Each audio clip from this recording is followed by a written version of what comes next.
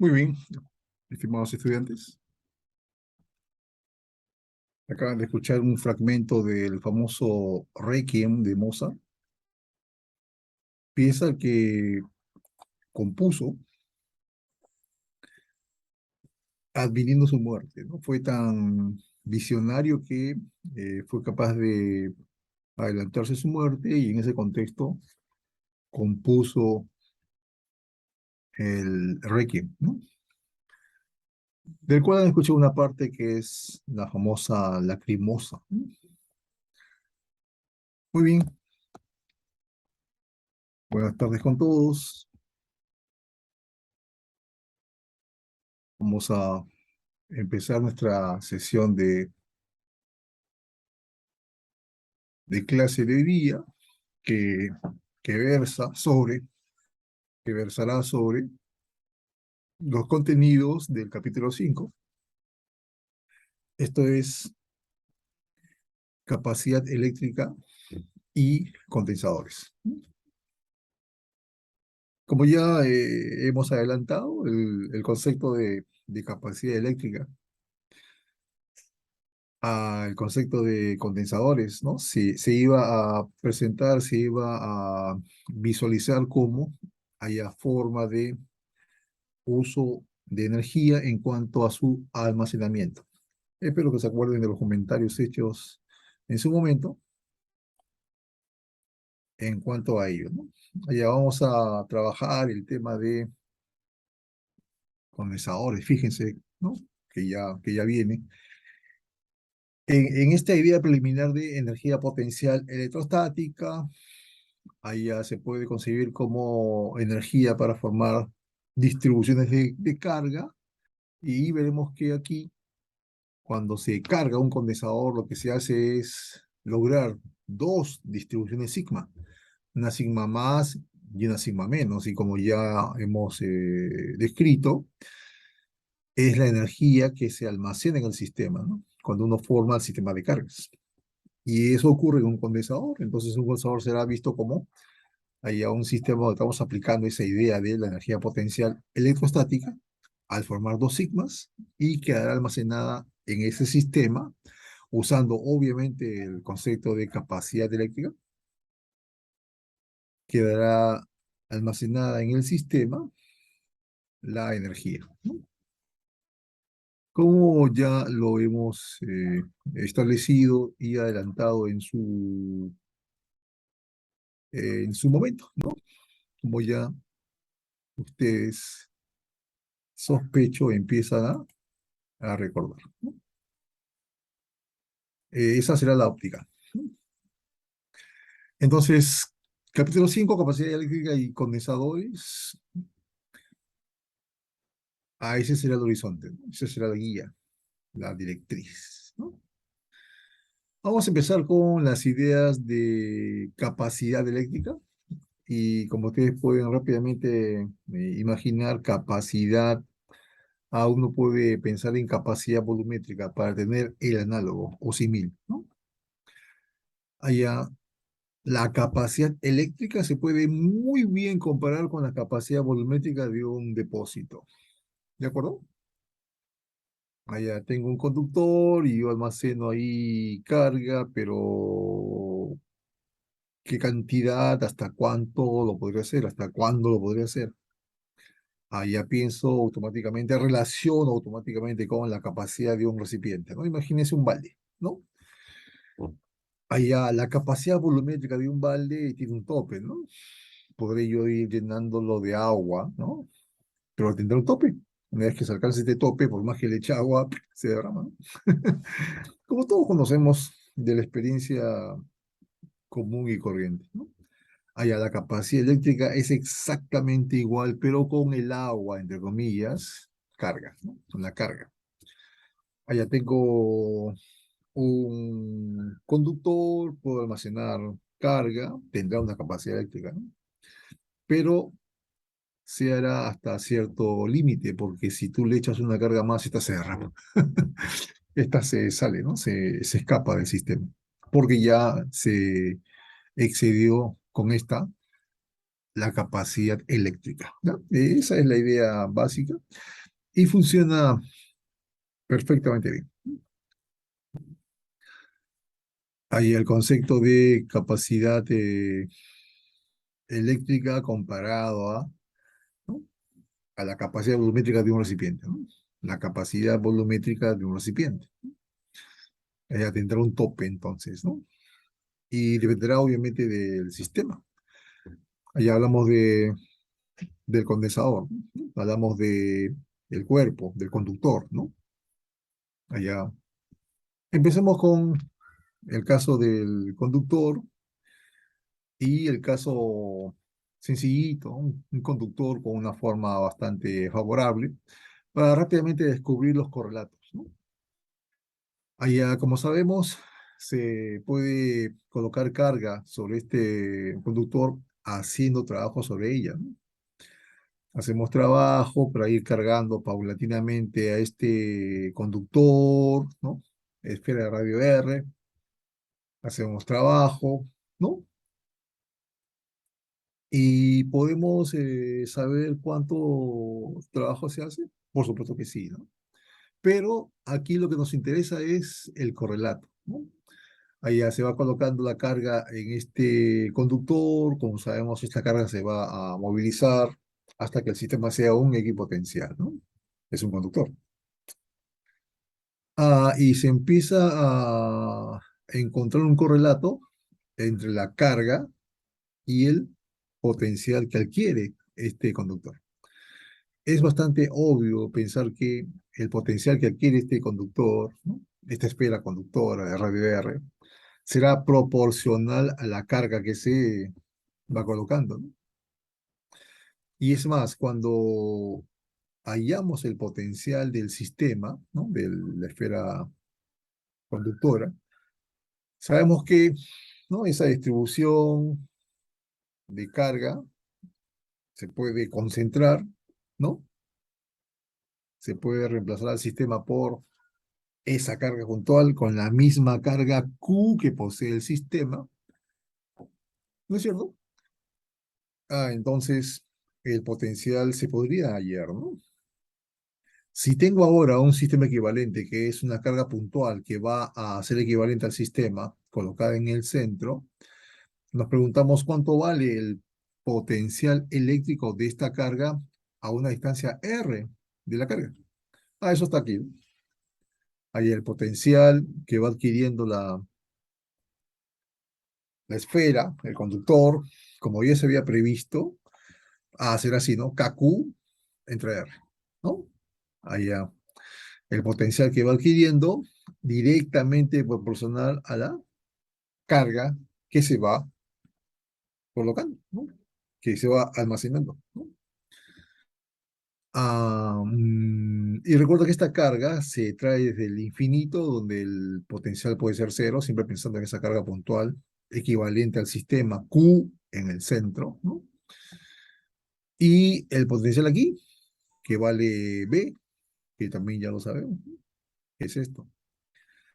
Entonces, se, se define la capacidad eléctrica de este sistema que nos ha de servir para definirla en general en cuanto al observado, en cuanto a esta proporción entre carga y diferencia de potencial o potencial, ¿no?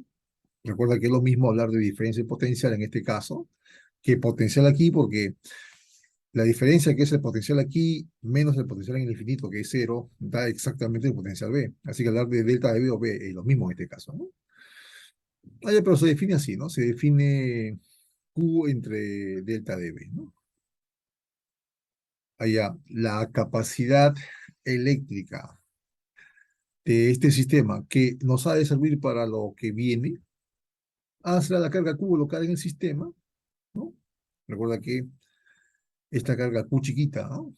Se trae tal que sumadas todas, las chiquitas te dan la Q, ¿no? La Q en el sistema. La capacidad eléctrica se define como la carga almacenada en la esfera, ¿no? Entre la diferencia de potencial que hemos estado manejando, que hemos estado conociendo, entre los puntos desde donde se trae la carga hasta este conductor. Este delta de B es eso, ¿no? Pero como ya mencioné, este delta de B, para este caso es B porque en el infinito vale cero el potencial, ¿no? Y recuerda que el delta de B es potencial aquí en el punto A menos el potencial en B que está en el infinito, que es cero. Ah, te da exactamente esto, ¿no? Pero es así como se define la capacidad eléctrica. Es por eso que lo colocamos así. No colocamos B solamente, ¿no? Sino que delta de B, ¿no? Porque es la diferencia potencial que está en juego, ¿no? Entre las cuales, entre los valores de potencial en que se mueve la carga Q, ¿no? Bien, pero este delta de B, como ya se mencionó, es B, así que lo reemplazamos, ¿no? Como ya observas, delta de B es B menos cero, potencial en la superficie de la esfera, B menos potencial desde donde se la trajo la carga Q chiquita, ¿no? A infinito, cero, ¿no? Te queda entonces KQ entre R, la carga se va y te queda cambiando la constante de Coulomb por su equivalente, 1 entre 4 pi epsilon sub 0, estamos en el vacío, ¿no? Te queda así, ¿no? La capacidad eléctrica definida de esta manera y aplicada para este sistema, ¿no? Resulta ser esto, ¿no? Esto que está acá. Ah, también como uno podría haber previsto, ¿no? Allá la capacidad eléctrica dependerá del tamaño de la esfera, ¿no? No, lo que es bastante evidente. El símil, ¿no? El depósito. Mientras más grande el balde, habrá más capacidad volumétrica, ¿no? Eso es bastante, ¿no? Bastante directo, bastante lógico. Allá, mientras más grande la esfera, mientras mayor sea R, a mayor capacitancia tendrá, ¿no? Mayor capacidad eléctrica tendrá, ¿no? Y ves aquí al Epsilon cero, ¿no? El medio también va a entrar en juego. Ya uno va percibiendo que esta capacidad eléctrica en general, o esta en particular, que vale para el caso del esfera de radio de R, dependerá de dos cuestiones básicas, ¿no? Allá dependerá de la geometría, representada por R, mejor dicho, 4πr, y dependerá del medio, vacío, externo sub cero, ¿no? Ya vamos viendo esos detalles. ¿De acuerdo? Para que tengas una idea, ¿no? Si yo tuviese una esfera de cobre, imaginemos, ¿no? De cobre, de 1 metro de radio, entonces yo podré colocar carga hasta más o menos 1 millón de voltmetros, ¿no? Hasta que yo alcance, ¿no? Esos niveles de campo en la frontera de esta esfera. Hasta ahí podré colocar carga. Si yo colocara una carga más, se descarga, porque ya a ese nivel ya se alcanza su capacidad eléctrica, ¿no? Repito, una esfera de 1 metro de radio, hecha de cobre, podré colocar carga hasta que yo alcance niveles de campo eléctrico en la frontera de 1 millón de volts metro, ¿no? Para que tengas una idea de cómo funcionan los números y las cantidades en este entorno, ¿no?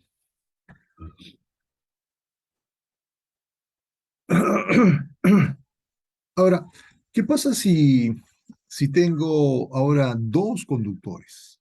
¿De acuerdo? Ya no solo uno, como en el caso de la esfera, tengo dos. ¿De acuerdo? ¿Qué pasa si tengo dos? Y es más, ¿qué pasa si tengo dos dispuestos, dispuestos de una forma muy especial? ¿De acuerdo? Ahí ya, como que aparece, ¿no? Como que aparece.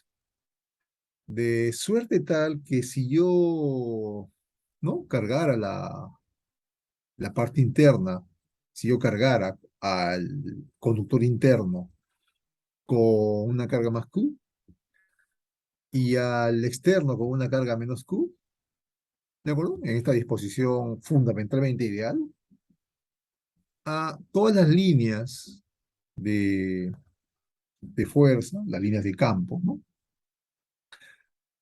Saldrían de la interior y terminarían en la exterior, ¿no? A esta situación se le llama influencia eléctrica total, ¿ya? Influencia eléctrica total.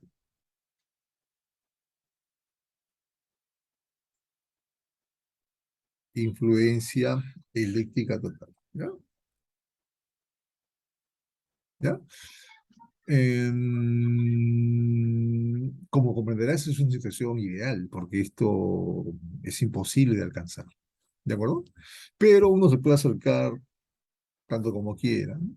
Pero esta es la disposición ideal que define a lo que estamos describiendo, ¿de acuerdo?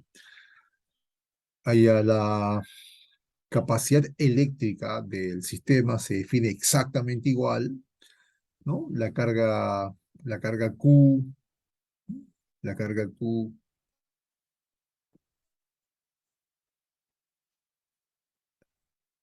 que se ha colocado en perdón, se ha colocado en los conductores, en uno más Q, en otro menos Q, ¿no? La carga Q absoluta, ¿no? Entre delta dB, seguirá siendo mi definición de capacidad eléctrica, pero este ya es el caso del condensador, ¿ya? Allá se extiende la definición de capacidad eléctrica para el caso particular de dos conductores en influencia eléctrica total, el caso del condensador, ¿de acuerdo? Donde ahora tiene ya un poco más de sentido esto de diferencia de potencial, ¿no? Recuerda que en el caso anterior el punto A estaba en el conductor, en el casquete, ¿no? En la superficie esférica. Ahí estaba el punto A. Y el punto B estaba en el infinito, ¿no? ¿No?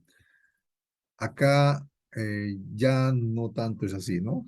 Aquí está el punto A, digamos, ¿no? En el conductor interno y el punto B está en el conductor externo. Allá es la diferencia de potencial entre los conductores, en este caso. ¿De acuerdo? Acá es mucho más aterrizado el asunto. Eso de que el punto A está en la esfera y en la superficie de la esfera y el B está en el infinito, como que está medio, medio, em, por lo menos no observable. Pero aquí sí es clarito, ¿no? Allá la delta de B que dice esta definición es la diferencia de potencial entre los conductores. ¿De acuerdo? Bien, ¿y cómo se establece la unidad de esta cantidad?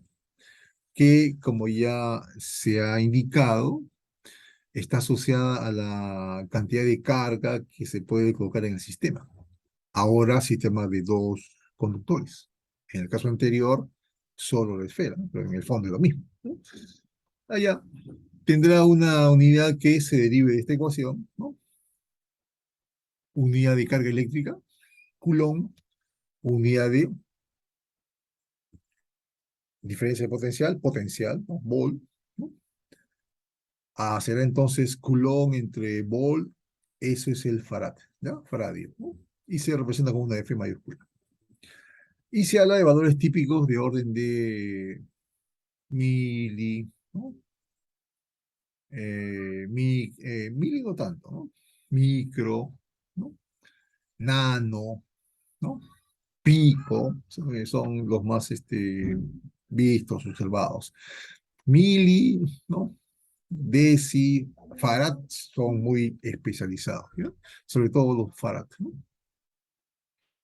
Son unidades muy sensibles y los valores típicos oscilan entre 10 a la -6, -9, -12, ¿no? Por ahí, ¿no? Mientras más intensa la cantidad de la capacitancia, el asunto es mucho más especializado, ¿ya? Son casos, son valores de capacitancia que son de uso especializado, ¿no? De laboratorio, si así lo quieres ver. ¿De acuerdo? Bien. ¿Cómo será la capacidad eléctrica, la capacitancia, ¿no? Para ahora, algunos casos particulares o específicos, clásicos, convencionales, de condensadores, ¿no? Recuerda que, como ya se mencionó, esta cantidad, la capacidad eléctrica ahora del condensador va a depender, y esto es materia de lo observado en la ecuación primera que se encontró, va a depender de la geometría del condensador y del medio que hasta ahora es el vacío, ¿no? Allá de la geometría del condensador, en este caso de los conductores, que son llamados armaduras, ¿no? Allá de la geometría de los conductores, de la forma de las armaduras. Y una forma clásica, un caso bastante clásico es el de placas paralelas, ¿ya? Dos placas paralelas de área A separadas a una distancia D, que cuando se establece una diferencia de potencial entre estas, se polarizan, ¿no? Más Q menos Q, como ya se indicó. ¿De acuerdo? ¿Y cuánto valdría aquí la capacidad del sistema, ¿no? Ya para ello hacemos un bosquejo de cómo se verían las líneas de campo. Un segundo.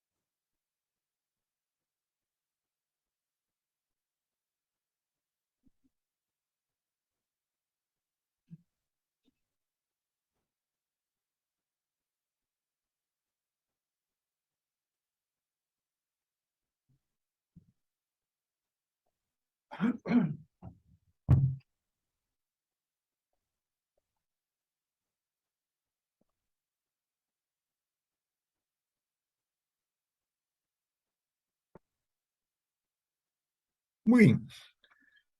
Entonces, si hacemos un bosquejo, una representación de cómo serían las líneas de fuerza, ¿no? Las líneas de campo y el campo eléctrico, uno podría asumir que son bastante uniformes, esto es paralelas, ¿no? En gran parte de la disposición interna, ¿no? En gran parte. Mientras más se acerque uno a los extremos, hay una distorsión, ¿no? Hay una gran distorsión debido a la geometría, ¿no? Pero en la parte central hablamos de de repente, 80%. Se tiene esa observación, se tendría esa observación de las líneas y del campo, ¿de acuerdo? Estamos suponiendo que la armadura izquierda es la que se polariza positivamente, la cara interna, ¿no? Y de la armadura derecha es la cara interna también, la que está, ¿no?, hacia la parte interna del sistema, la que se ha de polarizar negativamente. ¿De acuerdo? Allá, en estos casos, hasta cierto punto esto ya lo sabíamos porque ya tenemos idea de cómo eran las líneas para placas, ¿no?, para planos, ¿no? Aquí el asunto es muy parecido, se puede usar. Y en esta representación se podría rápidamente hacer uso de la ecuación que define a la capacidad eléctrica para hallar cuánto es para este caso particular. Uno va intuyendo que como esta cantidad depende de la geometría, y aquí la geometría es el área y la distancia de separación de las placas, van a aparecer esos factores, esos elementos en la ecuación final para la C de este sistema, ¿no? Como ya sabemos. Ahora fíjate, cuando uno va a determinar la capacidad eléctrica, ya que estoy acrecentando un poco la imagen, allá uno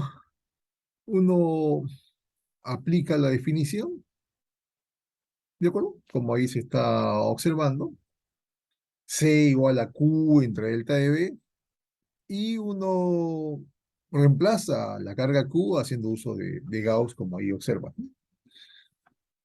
Gauss, y reemplazas la delta de B por su definición, ¿no? Y ya se va mostrando cómo aquí aparece lo que hemos estado anunciando del comienzo del curso, ¿no? Allá en esta primera parte del curso, si tú eres capaz de hallar el campo eléctrico, tu problema eléctrico habrá terminado. Y es lo que uno observa aquí, ¿no? Allá arriba el campo E, abajo el campo E. Allá, si tú conoces el campo E y hallas el numerador y denominador, como ahí se observa, ahí es la capacidad eléctrica. Ahora, recuerda que estas integrales o se resuelven de manera analítica, ¿no?, o se resuelven de manera aproximada. Sí o sí, sí, ahora se resuelven, sí o sí ya tienen solución. ¿De acuerdo? Así que sí o sí tú tendrás esta cantidad. ¿De acuerdo? Entonces, también colocamos en la lista de allá todo depende del campo a la capacidad eléctrica. Otro detalle, cuando tú vas a calcular, no vas a requerir hacer tanto cálculo. ¿De acuerdo? Porque, bueno, tú dirás, ¿no? Allá arriba la ecuación de Gauss, abajo la definición de delta de B. Allá voy a hacer esos cálculos. La respuesta es no. ¿De acuerdo? Lo que tú has de hacer, sencillamente vas a determinar en la parte inferior, en el denominador, solo vas a calcular el delta de B. ¿De acuerdo? Y como ya sabemos, hay una proporcionalidad con la carga Q. En el camino a aparecer la carga Q, vas a eliminarla, tanto arriba como abajo, y el remanente, que ha sido llamado aquí delta de B prima, o 1 entre delta de B, ¿no?, prima, como quieras verlo, allá eso será tu resultado final. ¿De acuerdo? Así que no creas que vas a hacer mucho cálculo, ¿no? Solo has de hacer este delta de B en el camino aparecerá Q. ¿De acuerdo? Muy bien. Allá con ese preámbulo que es general, no solo para este caso, es general, ¿no? Se procede a hacer lo que ya se había indicado, estoy presentando para que se vea mejor. ¿De acuerdo? El campo eléctrico del condensador, como sabemos, en cuanto a su uniformidad, se puede hallar fácilmente por Gauss. Y si así lo hacemos, nos dará como resultado la densidad superficial de carga, esto es Q entre A, el área de las placas, entre epsilon sub c. ¿Ya? Entonces delta de B será pues menos integral de 2 a 1, ¿de acuerdo? 2 es, ¿no?, la posición de la placa derecha, D, 1 es la posición de la placa izquierda, 0, ¿no? Hay que pensar en un eje X con su 0 ubicado en la placa izquierda, ¿no? Aquí un eje X, así, ¿no? ¿no? Mm,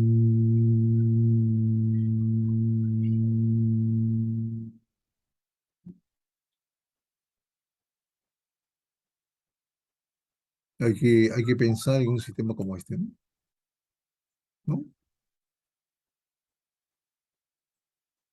El eje X. ¿De acuerdo? Que se puede cambiar de color para que haga el contraste, ¿no?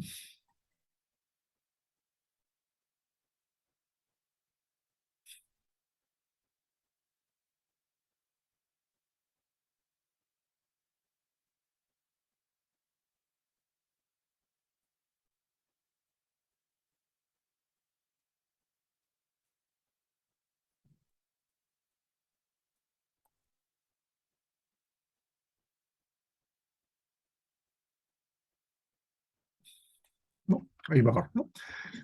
Allá, el cero está aquí, ¿no? Al lado izquierdo. Ahí está el cero. Y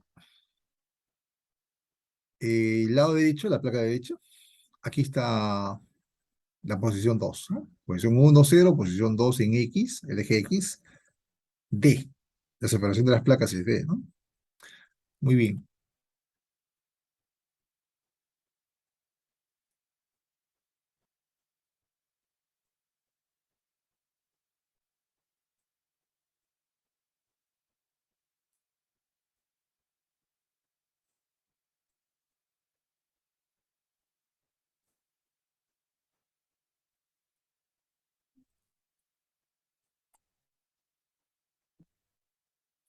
Entonces, sigma es un 0i, ¿no? Diferencial de R, diferencial de XI, ¿de acuerdo? Allá te va a quedar sigma x un 0, ¿no? Que son constantes. Y te va a quedar diferencial de X, ¿de acuerdo? Que se evalúa de hasta cero, en cuanto lo ya mencionado, a lo que ya se conoce como definición de diferencia potencial, ¿no? Y te va a salir pues D nada más, ¿no? Cero menos D, ¿no? Como si no me de afuera hace más. Y te quedará sigma de entre x en sub cero como resultado del cálculo de delta de B. Y como se dijo, vas a la ecuación, reemplazas, ¿no? Q entre delta de B, sigma de entre x en sub cero. Sigma es Q entre A, como se dijo, y como ves, se elimina la carga Q. Siempre pasa eso, ¿ya? Y lo que te queda remanente, como dijimos, en base a delta B prima, A es lo que ha de valer tu capacidad eléctrica, tu capacitancia para este caso, ¿no? Esto es muy reconocido, muy estudiado, muy aplicado, ¿no? Recuerda que es un conocimiento que se puede preguntar al cole si es que te da mucha suerte. Ya lo hemos discutido eso en algunas clases. Si no en la academia, dicho que sí, ¿no? Allá. El C, la capacidad eléctrica, la capacitancia eléctrica, la capacidad, ¿no? De un condensador de placas paralelas será igual a Epsilon sub cero por el área de las placas entre la distancia que las separa, ¿no? Muy bien.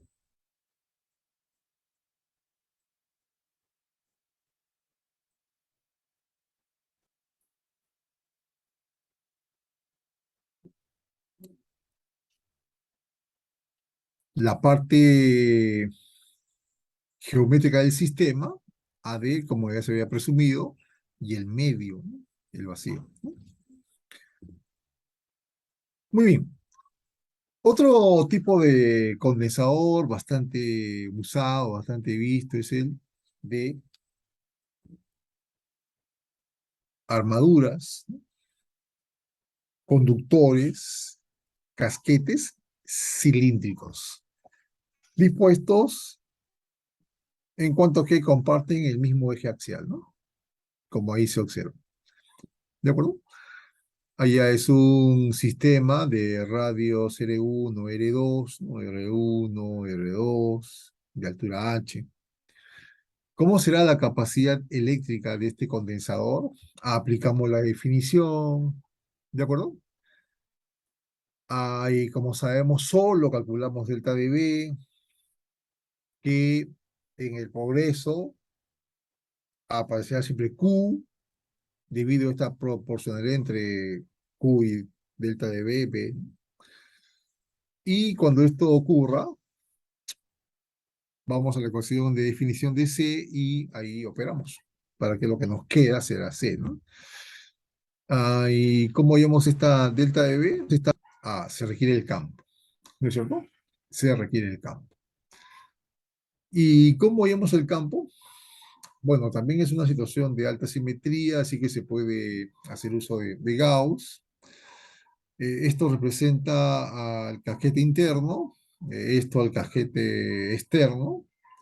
Así que tomamos esa gaussiana de una cierta altura h, ¿de acuerdo? Y sobre esa gaussiana se encuentra el campo, ¿no? Como ya sabemos, ¿de acuerdo?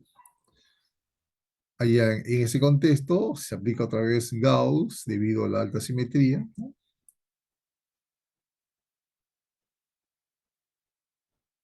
Ahí está, ¿no? Ahí está.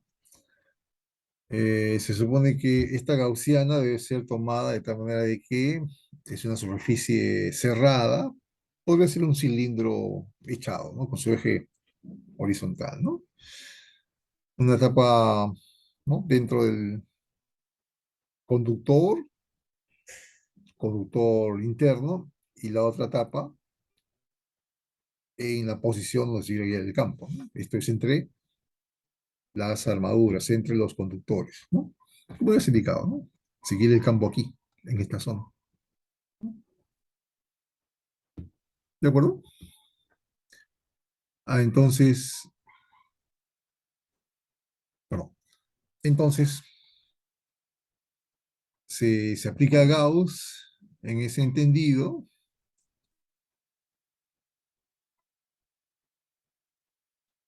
igual a la carga encerrada entre eso sub cero, ¿no? De esa gaussiana, eh, lo que va a servir es solamente la parte por donde está el campo, ¿no? Ah, en la parte interna no hay campo, ¿no? Y por las tapas no hay campo, solo hay flujo en la parte externa, ¿no? De esta gaussiana. Es una gaussiana de altura h, ¿no? Una altura h minúscula, menor a la altura h del cilindro, ¿no? Entonces, se supone que sobre esa superficie gaussiana casquete cilíndrico, ¿no? Está el campo y como está con un radio R chiquito, ¿no? A esa distancia el campo se supone que es constante en intensidad. Sale, ¿te acuerdas? ¿No? Sale de la integral de Gauss, de aquí, y lo que te queda es el área efectiva del flujo, que en este caso es 2πRH, ¿no? Allá, este es el flujo. La carga neta encerrada es una fracción de H altura de gaussiana entre H altura del sistema cilíndrico por Q entre x sub cero, ¿no? Ya apareció Q, ¿no? Acá está Q. Y luego se despeja el campo. El campo valdrá así, ¿no? Esta posición R está entre los radios de los cajetes cilíndricos, ¿no? Ya apareció la carga Q, ¿no? Ya uno va pensando que se ha de eliminar cuando se coloque el delta de B en la ecuación que lo define, que define a C, ¿no? Pero este campo se debe de usar para hallar esa delta de B, ¿no? Ahí está. delta de B menos de 2 a 1 punto diferencial de R, menos R2, ¿no? Es la posición 2, ¿no? 1 es la posición R1. Acá hablamos de variable R, hablamos de radio, ¿no? Vaya radio posición 2, radio R2, posición 1, radio R1, casquete interno, casquete externo, ¿no? Aquí está el campo, punto, y diferencial de R otra vez se pone así, ¿no? Entonces, cuando ya se opere, es una integral bastante sencilla, ¿no? Diferencial de R entre R, ¿de acuerdo? Y sabemos que eso es el logaritmo neperiano, que deberá ser evaluado entre R1 y R2, pero con el signo menos se invierte, ¿no? Te va a quedar neperiano de R2 entre R1. Y la parte constante que sale, ¿no? La carga Q en las armaduras, 2pi es 1,0h, ¿no? Todo es constante, sale, ya tenemos el delta de B, ya apareció Q, y cuando se lleva la ecuación que define C, se va a esa Q, ¿no? Y el remanente, esto vendría a ser delta de B', prima, ¿no? Sin la Q, por supuesto, ¿no? Esto es delta de B', prima, ¿no? Se obtiene la capacitancia, ¿no? Allá nos sale 2pi x 0h entre neperiano de R2 entre R1, ¿no? Y en estos casos lo que se suele hacer es dar como respuesta una especie de densidad lineal de capacitancia, ¿no? Dependiendo del largo h, de la altura, ¿no? De los casquetes, se suele expresar, se suele dar esa especie de densidad lineal de capacidad que es válida para sistemas como estos, ¿no? Casquetes cilíndricos, ¿no?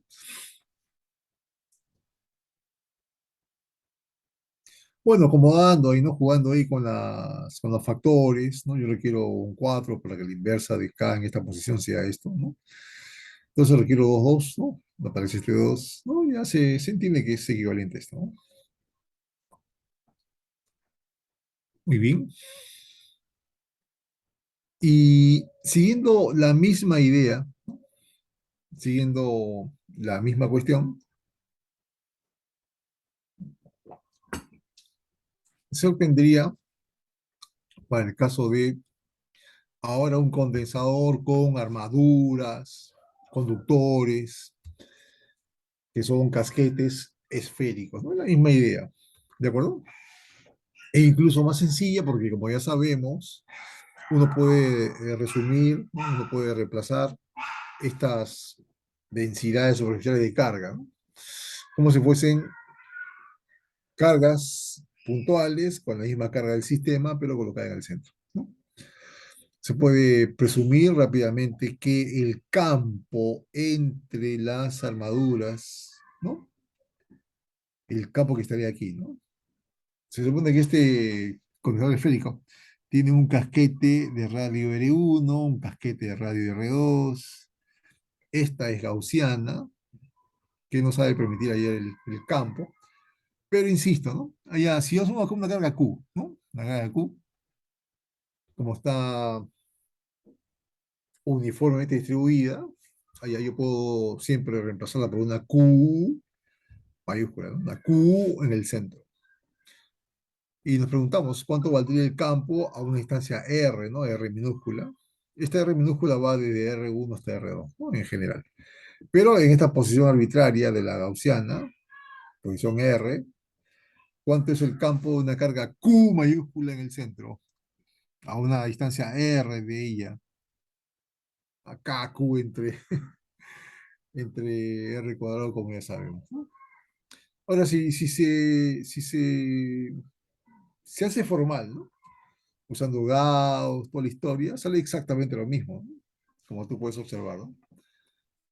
Allá esto que está acá es K, KQ entre R cuadrado, ¿no? Bueno, ya. como tú lo vayas a hacer, ya eso dependerá de cómo lo hagas, el camino que decidas transitar, pero como ya se ha dicho también, si yo uso procedimiento A o B lícitos, debo de explicar lo que estoy haciendo, para que no haya ningún problemita en cuanto a la interpretación a la hora de calificar, ¿no?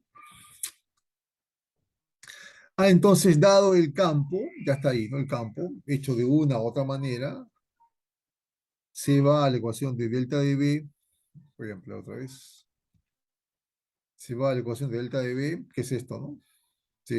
Se practica, también resulta ser una integral bastante sencilla, ¿no? Y se obtiene esa delta de B, como ya se ve, la carga Q apareció hace rato, ¿no? Vamos a la definición de capacitancia, se elimina la carga Q y se acomoda, ¿no?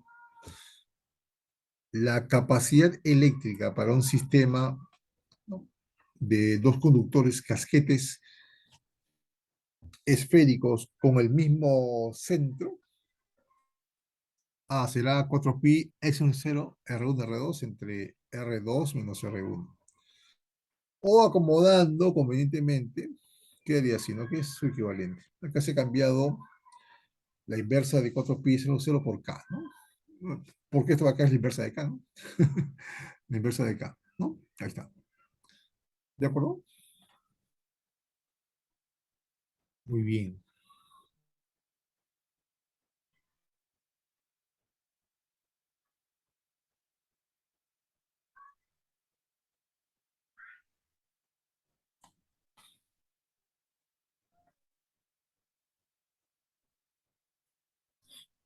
Entonces uno aprecia nuevamente, ¿no? Ahí en el caso de condensador, de armaduras, cajetes esféricos, allá, condensador esférico, depende esta C de la geometría, ¿no? Allá L1, L2, ¿no? Ahí está la geometría, ¿no? Pero también depende del medio, la constante K, ¿no? 1, 4pi, x 1 sub 0, ¿no? Está metido ahí el x 1 sub 0, recuerda que este x 1 sub 0 representa, ¿no?, la permitividad eléctrica del vacío. Ahí está el medio.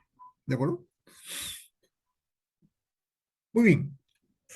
En el punto 2J vamos a ver la energía almacenada en el condensador, como ya lo hemos dicho desde incluso capítulo 3, ¿no? Mm, en cuanto a qué es lo que yo percibo aquí por varias razones. La razón inicial, la que nos indujo hacia el tema, almacenamiento de energía en base a las sigmas que se crean, ¿no? Ahí yo estoy creando una distribución de carga sigma que tiene dos partes, una parte positiva, otra negativa en este caso, ¿no? Yo sé que por energía potencial electrostática se puede interpretar que a esa energía que se almacena en el sistema, ¿no? Pero por el mismo procedimiento que uno ha mencionado desde el comienzo, allá yo voy a cargar a las armaduras, ¿no?, para crear estas disposiciones de carga, estas distribuciones más sigma, menos sigma de carga, y yo he hecho trabajo, ¿no es cierto? Allá y eso me da la idea de que tengo energía almacenada, ¿no? Bien, entonces la energía almacenada en el condensador se puede desarrollar como si fuese energía potencial electrostática. Ahí, ¿cuánta energía se habrá almacenado en el sistema? ¿Cuánto trabajo se hizo para polarizarlo con más Q y menos Q? Ah, Eso lo puede hacer apelando a la ecuación o expresión que nos permitía hallar la energía potencial electrostática en base a el potencial dónde está la distribución. Eso nos va a permitir hacer el cálculo fácil, ¿no? Entonces, la energía en el condensador, por lo ya mencionado, perdón, será la energía que se ha almacenado a la hora de formar esta distribución de cargas, a la hora de formar este sistema, esta sigma, ¿no? Que tendrá dos partes, una sigma positiva y una sigma negativa. ¿De acuerdo? Allá será igual entonces a la energía potencial electrostática para cada una de las sigmas, como ya sabemos, ¿no? Y si queremos hacerlo de manera tal que usamos la ventaja de que estos conductores, como ya se dijo, se hacen equipotenciales, ¿no? A eso va a permitir que esto se resuelva mucho, pero mucho más fácilmente, ¿no? Allá aplicamos una ecuación como esta, pero para cada sigma, ¿no? Sigma más, sigma menos, como ahí se observa.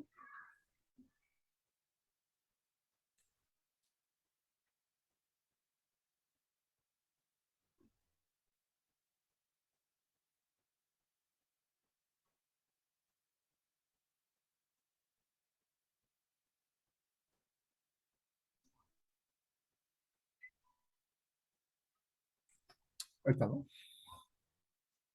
Para formar esta sigma, la sigma positiva, ¿no? La sigma más. Allá copiamos esta ecuación, ¿no es cierto? Allá un medio de la integral sobre toda la distribución de cargas, ¿no? La sigma más, ¿no? La sigma más, la diferencial diaria y el potencial que habría en ese lugar, AB1, ¿no? Porque ese es el lugar uno, ¿de acuerdo? Lugar uno, ¿no? Lugar uno.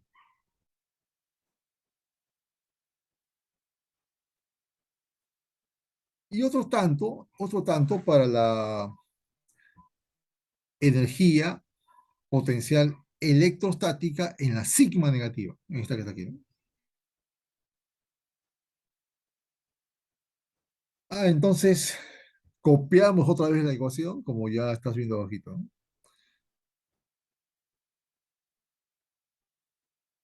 ¿No?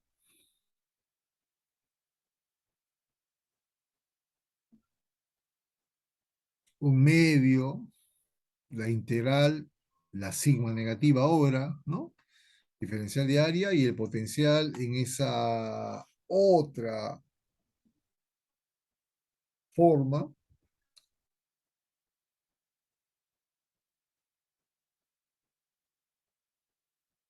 el otro conductor, ¿no?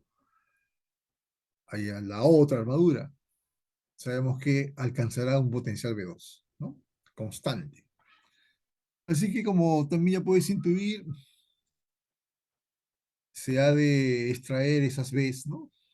B1 sale, B2 sale, y me quedan integrales en diferenciales de Q, ¿no? Porque sigma diferencial de área es diferencial de Q en la zona positiva e igual en la zona negativa, ¿no?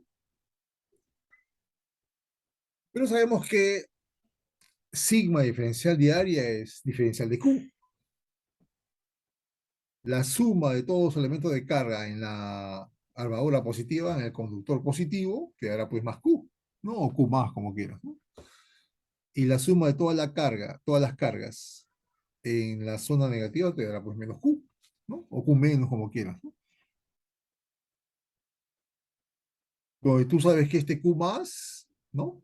Este Q más es el negativo de este Q menos, ¿no? Eso ya tú lo sabes. Se puede escribir esto en términos de Q, que es la carga absoluta en las armaduras. Y si así lo hacemos, nos queda esta muy, pero muy importante ecuación de energía almacenada en el condensador, ¿no? ¿De acuerdo? A un medio de Q delta de B. ¿De acuerdo? la energía que se almacena, la energía que yo podré almacenar en el condensador,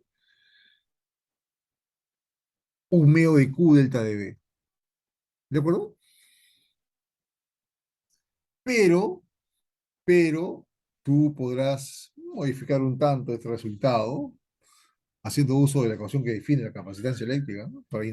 Para hacer intervenir esa cantidad. Allá puedes colocar delta de B por su equivalente, ¿no? Allá delta de B a que es igual, por su equivalente. O puedes colocar Q por su equivalente, ¿no? A que es igual Q, en la ecuación que define a la capacidad, ¿no? A Q será pues C por delta de B, ¿no?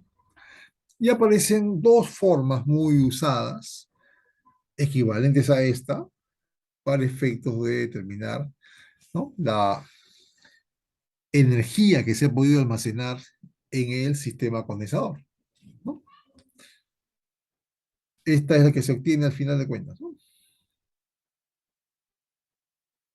¿No? Esta de acá. Esta.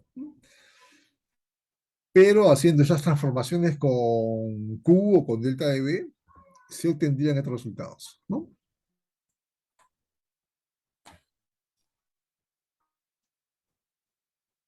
Bien, esta primera se puede interpretar que allá yo estoy conectado a la fuente y puedo meter energía, ¿no? No ilimitadamente, porque hay una restricción, que es la capacidad, ¿no? Recuerda que la capacidad es sinónimo de eso, ¿no? Entonces, esta es la expresión que me muestra claramente que yo puedo meter energía. Estoy conectado a la fuente de energía, recuerda que se dijo, ¿no? Allá se aplica una diferencia de potencial al sistema, al condensador. Allá se está conectando a una fuente de energía, ¿de acuerdo? Esta ecuación se usa para cuando yo tengo conectada esa fuente, ¿no? La cual genera esta delta de B y yo puedo imaginar que estoy emitiendo energía. Obviamente hasta el tope que lo indica el C, ¿no? Pero se puede entender esa ecuación como allá se puede trabajar en esas condiciones. Y esta otra puede entenderse que allá es la que funciona cuando yo ya desconecté, ¿no? Desconecté la fuente, ¿no? Logrando una carga Q, ¿no? Allá se cargó hasta Q, desconecté. Allá esta forma se puede entender como que allá es propicia para cuando estoy desconectado, ¿no? Pero va a depender mucho de cómo lo interpretes a la hora de hacer un tipo de análisis o resolver un problemita para efectos de lo que estés analizando, ¿no?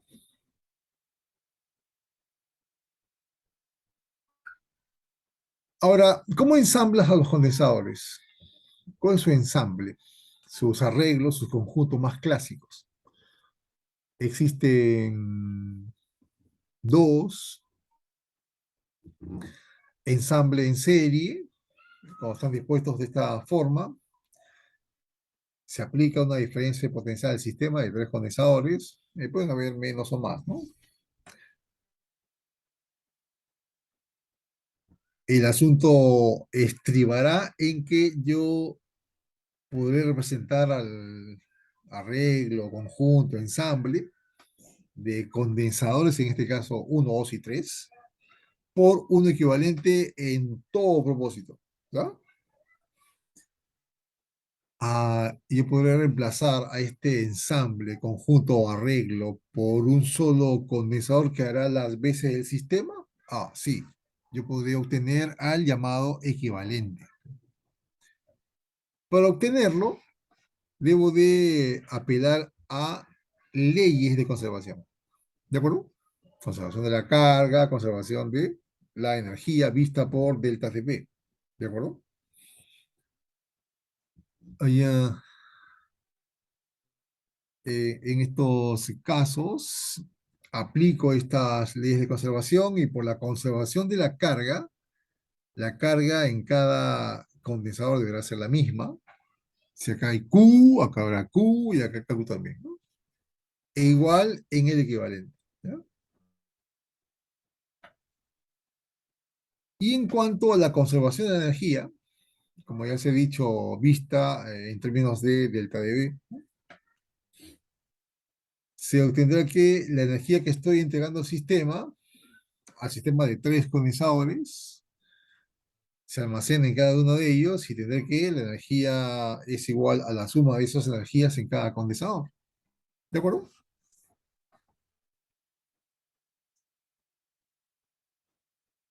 Ah, esa delta de B entonces deberá ser igual a delta de B1 más delta de B2 más delta de B3, ¿no? Por la conservación de la energía. Ahí está, ¿no? ¿De acuerdo?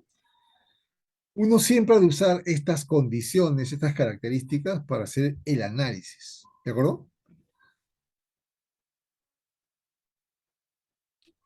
Ahora, además se ha de cumplir esa ecuación, como también sabemos, y con estas tres se puede rápidamente encontrar al equivalente para el caso de n igual a 3, que es el caso que se presentó, ¿no? Esto, ¿no? Pero puedo extenderlo a lo que yo quiera, ¿de acuerdo? 4, 5, 6, 10, 50, no sé, ¿no? Y seguir los mismos lineamientos para obtener su capacidad eléctrica, ¿de acuerdo? Entonces, si uso estas características más la ecuación que define la capacidad eléctrica, obtendré esta muy, pero muy reconocida cantidad. La inversa del equivalente es igual a la suma de las inversas de cada condensador del sistema, ¿no? ¿De acuerdo?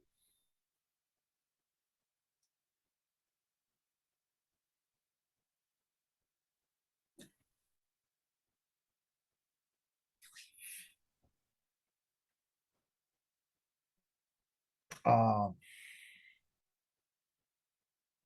siempre que haga este tipo de análisis, partiré de los mismos puntos de cuestión. La respuesta es sí, ¿no?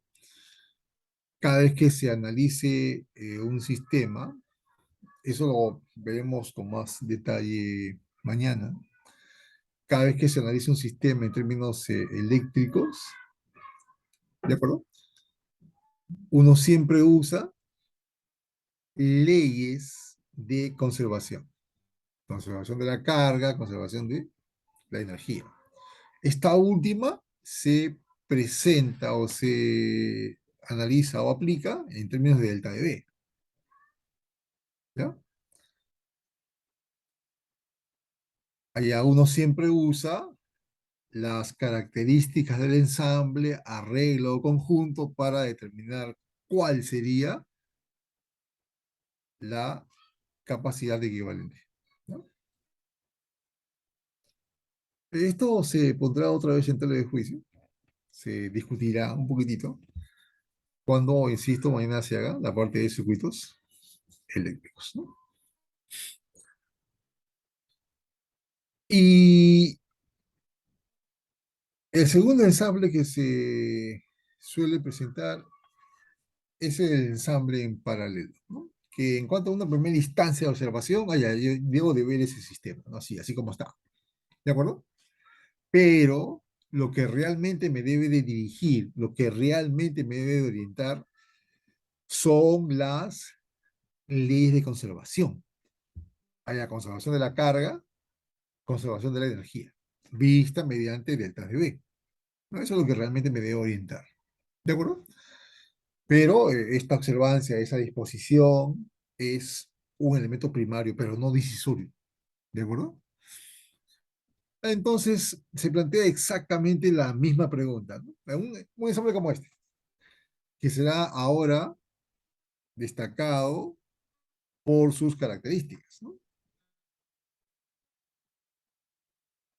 ¿Cómo se obtiene aquel condensador colocado a la misma diferencia de potencial que para todos los efectos permita que este equivalente reemplace al ensamble para todo propósito? Apelamos otra vez a las leyes de conservación. Perdón. ¿Ya?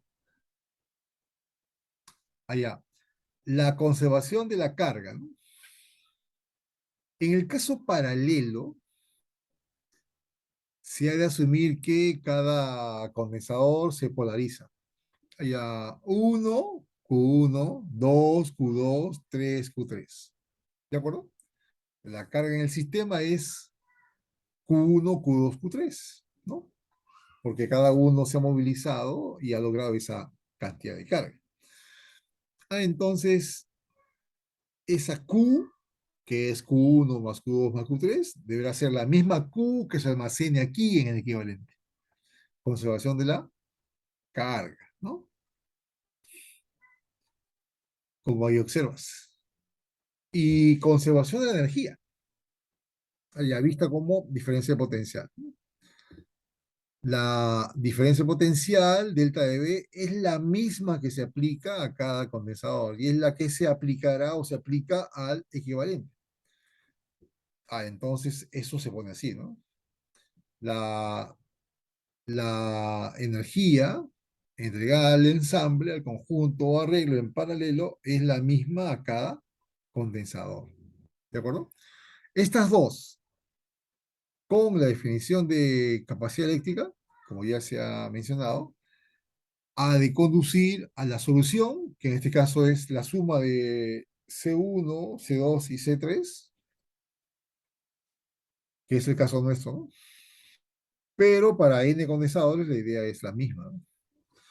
Haya la capacidad eléctrica para un conjunto de N condensadores, o sea, por la sumación de igual a 1 hasta igual a N, igual a 30, ¿no? Igual a 40, igual a 50, no sé, ¿no? Ya es un caso de N, ¿no? Un caso de N. La N5, mole, N5. Allá, desde igual a 1 hasta N igual a 5, sí, ¿no? Eso pues será C1 más C2 más C3 más C4 más C5, ¿no? En este caso, mucho más fácil que en el caso anterior, ¿de acuerdo? Pero a ese resultado nos ha de conducir, ¿ya? Caso, ensamble en paralelo.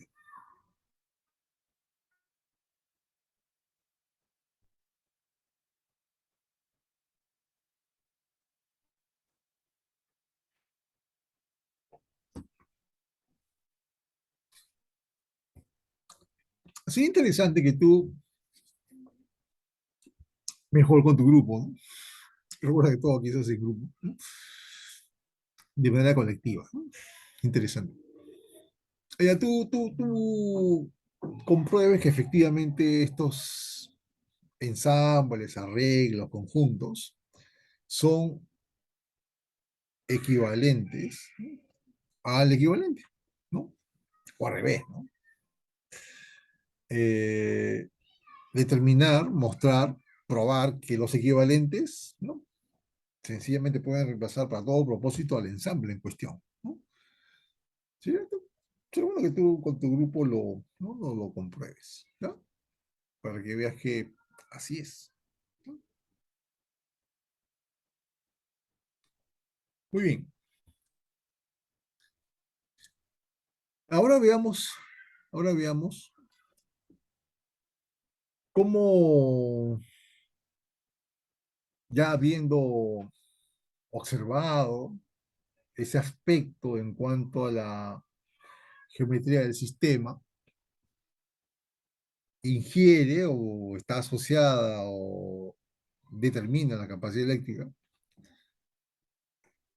ya lo hemos visto, ya paralelas, armaduras, casquetes cilíndricos, armaduras, casquetes esféricos, ¿no? ¿Cómo el medio permite que yo también vea la influencia del medio en cuanto a característica de sistemas de condensadores, la capacidad eléctrica? ¿Cómo así la parte constitutiva del medio interviene en el proceso? Bien, vamos a verlo aquí. Ley de Gauss con dieléctricos, ¿no? Para ver cómo el medio, no puede ser cualquier medio, tiene que ser un medio adecuado, ¿no? Un medio aislante adecuado. No puede ser cualquier aislante, ¿no? Un dieléctrico es un aislante, pero con ciertas características adecuadas o propias para que permita desarrollo matemático, ver cómo esto permite de manera sencilla, no muy sesuda, porque en los casos generales también se cumple, ¿no? Pero ya uno tiene que ser mucho más sesudo en cuanto a la observación o análisis de las expresiones. Sí, sí, viendo lo mismo, pero ya no tan directamente. ¿De acuerdo? Ya, dieléctrico, un aislante que se ha de polarizar de una forma conveniente, ¿de acuerdo? En cuanto a que ha de estar polarizado, ¿no? En general eso ocurre, y recuerda que vimos al final del capítulo 3 cómo reacciona un conductor, cómo reacciona un aislante, ¿no? En una región de campo, ¿no? Ahora hay que pensar en esos aislantes, en esos medios propicios o adecuados para actuar sobre la capacidad eléctrica, cómo estos medios responden como tales, ya como se dijo en su momento, en ese entonces, capítulo 3 un poco mejor en cuanto a cómo ellos reaccionan ya en términos eléctricos y orientados obviamente a la ley de Gauss, cuando estos medios están en regiones de campo, ¿no? Bien, ya habíamos dicho que cuando uno hace este tipo de estudios, lo puede hacer en base a procedimientos que involucran cantidades macroscópicas, vector de polarización, ¿no? Campo eléctrico y el vector de desplazamiento eléctrico, ¿no? Que ahora se ha de definir. ¿Cómo resulta si es que uno analiza esa forma? Pero también como ya tú recordarás, también uno puede analizar, puede hacer el análisis, el bosquejo, ¿no? De toda todo este desmenuzado que uno hace con la teoría, allá haciendo uso de cantidades microscópicas. ¿Te acuerdas? Allá cuando se analicen estos casos se dijo, ¿no? Se usarán o cantidades macroscópicas. El ejemplo clásico es el vector de polarización, ¿no? Macroscópico, el P mayúsculo o la P mayúscula. Y los casos que uno usa cantidades microscópicas, ¿te acuerdas? El P. ¿Te acuerdas cuál fue el P general? El P, ¿no? P. No estoy hablando de cantidad de movimiento lineal, ¿eh? Estoy hablando del P.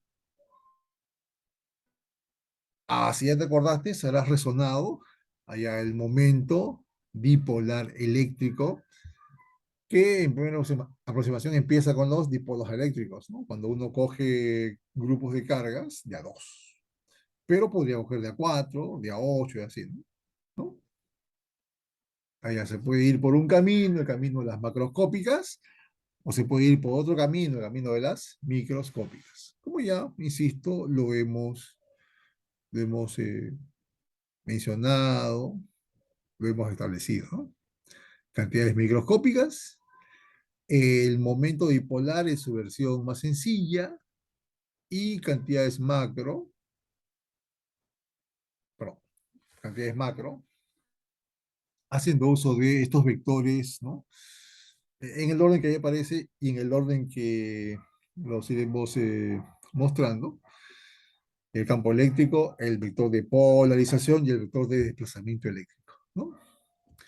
Y también dijimos que estos se vinculan, se relacionan con una expresión diferencial, ¿te acuerdas? El vector de polarización, vector macroscópico, será igual a la derivada volumétrica, y eso suena medio raro. No, porque tú tienes mucha predisposición a entender fácilmente, ¿no? Las derivadas mecánicas, ¿no? Las derivadas en el contexto mecánico. Allá cinemática, ¿no? Vector posición. Se define el vector velocidad. La derivada de la posición respecto al tiempo, ¿no? Que incluso hasta fenomenológicamente es fácilmente asequible, ¿no? Igual con la aceleración. ¿Cómo define la aceleración? obtenida a la velocidad instantánea, se la deriva y se tiene la aceleración. ¿Te acuerdas? Allá, insisto, es muy fenomenológico entender las derivadas mecánicas, ¿no? Pero ¿y esto cómo lo entiendes? ¿Esto cómo se entendería? Allá el vector de polarización es igual a la derivada volumétrica del vector momento dipolar eléctrico, porque este P que está acá es el momento dipolar eléctrico, ¿no? No vayas a pensar que es el dipolo, ¿no?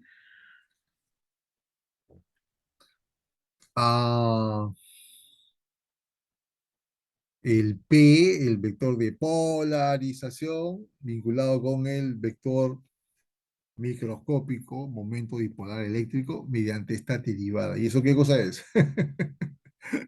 Ya hay que esforzarse un poco más, ¿no? Allá el vector de polarización macroscópico está asociado a cómo cambia este momento dipolar eléctrico con respecto al volumen. Mira, tú vas achicando el volumen y ves qué le pasa al P. ¿De acuerdo? Esa es la idea, ¿no? O vas agrandando el volumen y ves qué le pasa al P, ¿no? No sé, como lo quieras ver, ¿no? Pero si es en stricto sensus, si es en arreglo de la derivada, tiene que ser con volumen tendiendo a cero, ¿no es cierto? Como tú recuerdas, como tú sabes de la definición de las derivadas. ¿Te acuerdas? Las derivadas son límites especiales, ¿no es cierto? Allá tiende a cero. ¿Te acuerdas el delta de x teniendo a cero? ¿No? Allá, acá será igualito, ¿no? ¿No? El volumen teniendo a cero. Los cambios del P con respecto al volumen achicándose es el P, ¿ya?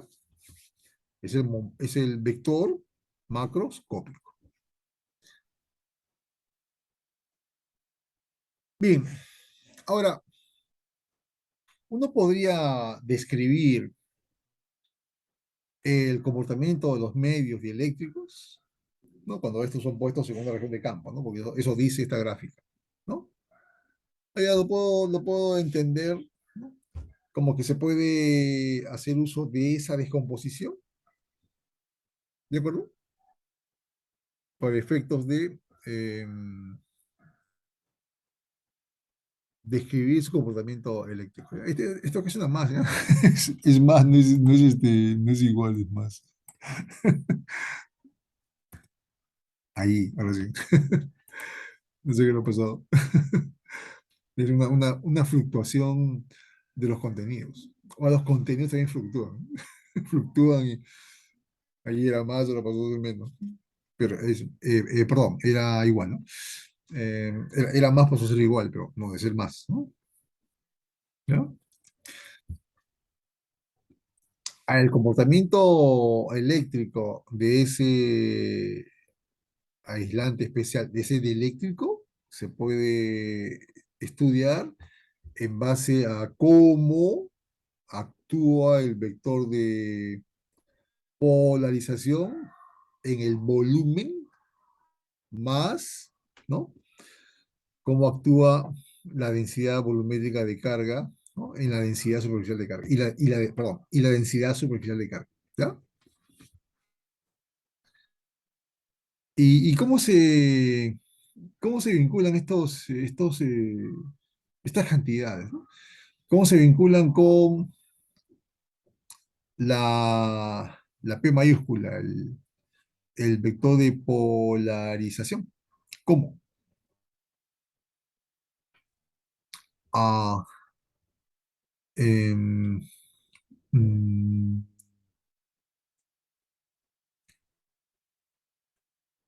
mejor dejémoslo con el igual, ¿no? Creo que es más entendible así. Ahí, ¿no? Ya, quiero describir el comportamiento de, el comportamiento de este dieléctrico en una región de campo E, ¿no? Allá lo voy a hacer en base al vector macroscópico de, de polarización, ¿no?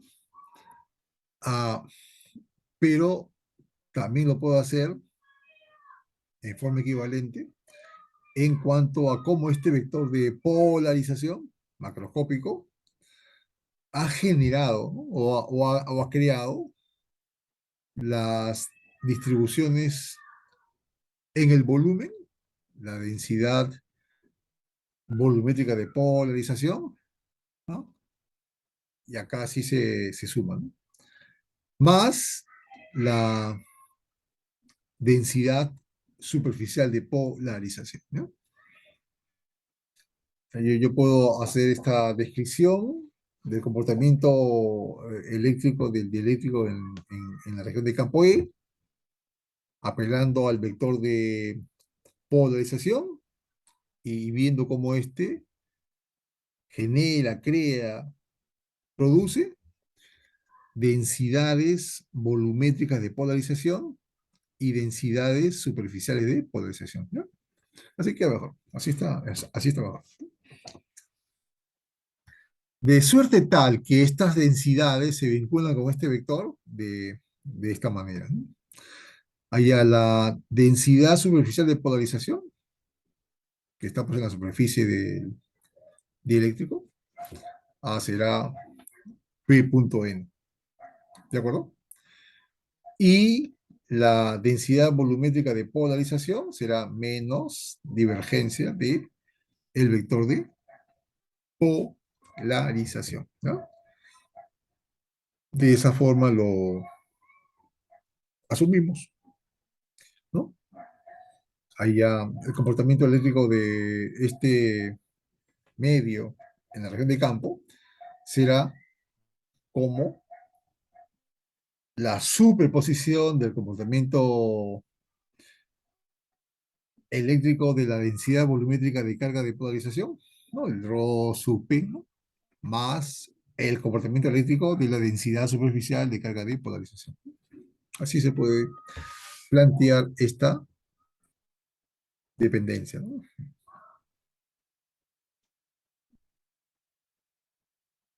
Muy bien. Dicho todo esto, estamos en posición de hablar de esta ley de Gauss con dieléctricos.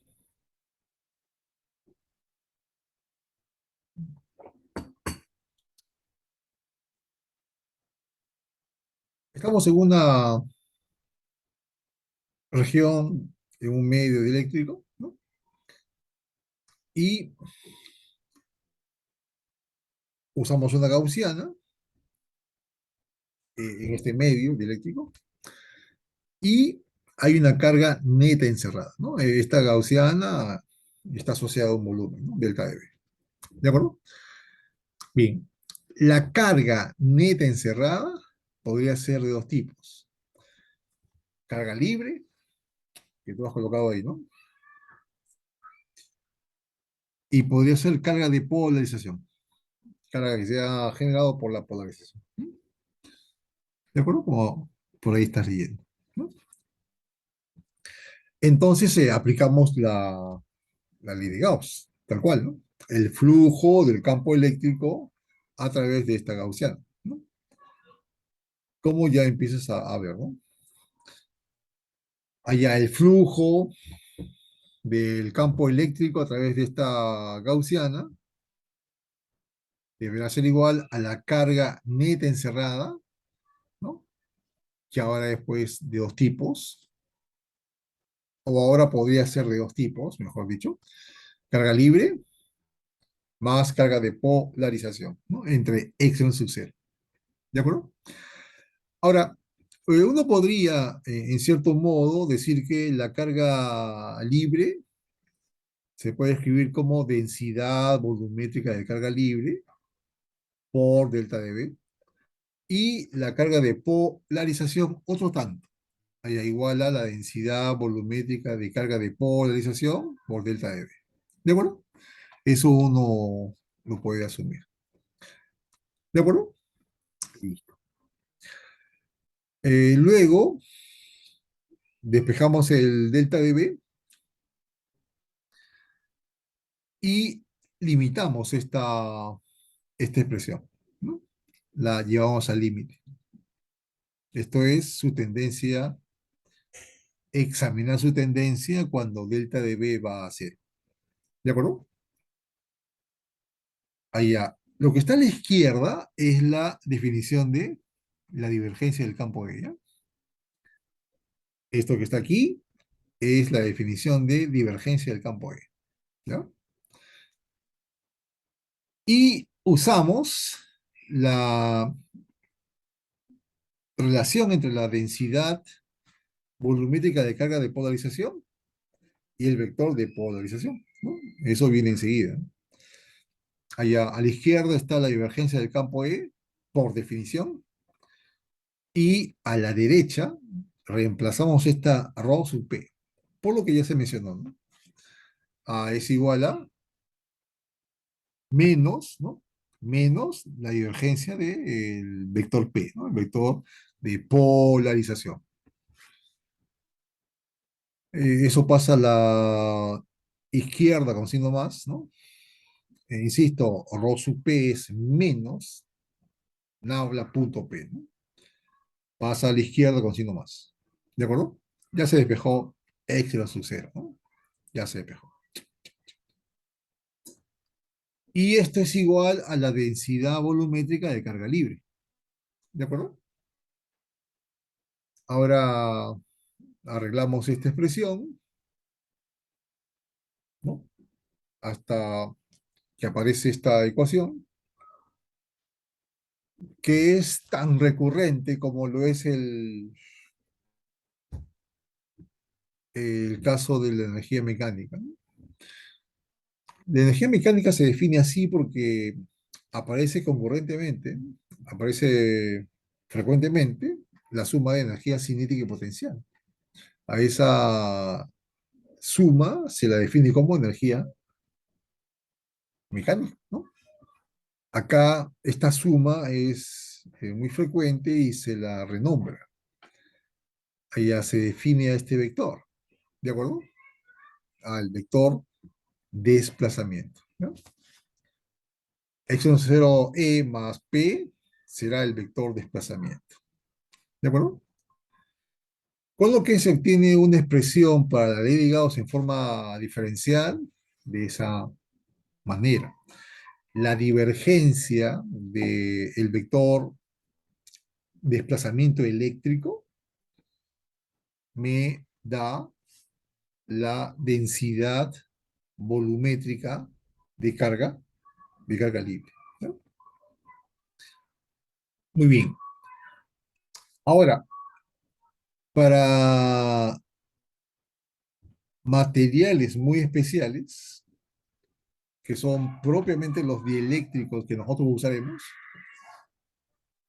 los llamados lineales isotrópicos y homogéneos, ¿de acuerdo?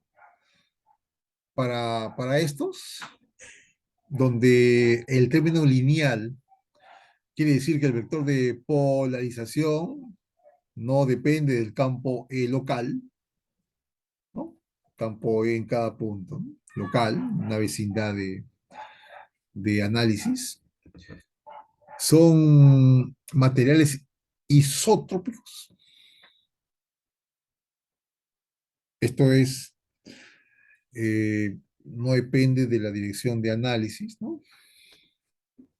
Isotrópicos, da lo mismo en cualquier dirección. Isodirección, allá no depende del sistema usado.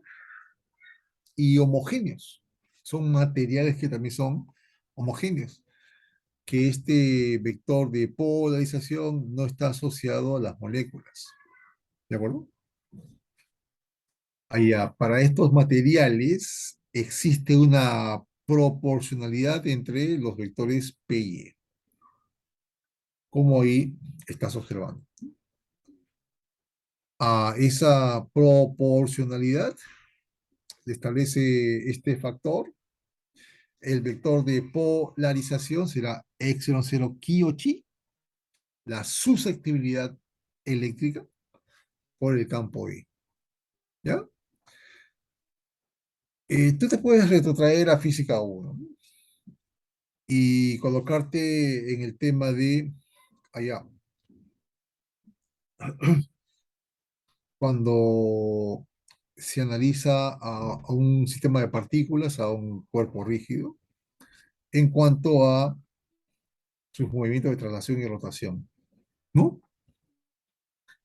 Y tú, en ese entendido, luego de estudiar eh, P con B, ¿no? La expresión de la cantidad de movimiento lineal, estudias la expresión L